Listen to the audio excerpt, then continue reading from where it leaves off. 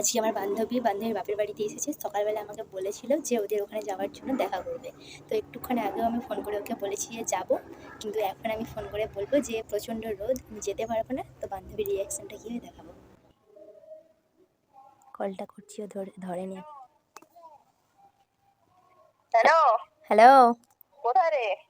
যেতে পারবো নি, অনেক রোদ। আচ্ছা ঠিক আছে, তুই ঘরের কাছে এসে বলো যেতে পারবো নি রোদ। আরে না রে, যেতে পারবো না সত্যিকারেরই। হ্যাঁ আরে অনেক বাইরে রোদ। বেরিয়ে আমি বাইরে বেরিয়ে দেখো। দেখ, আচ্ছা ঠিক আছে, সত্যিই তো এসো না তো।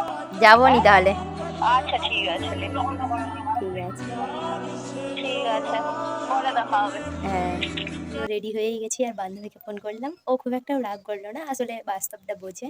অনেক রোদ হয়েছে, তার জন্য হয়তো বুঝতে পেরেছে। বাড়ির থেকে ওর বেরিয়ে দেখলো। তো চলো এবার যাওয়া যাক, গিয়ে রিয়াকশানটা নেবো।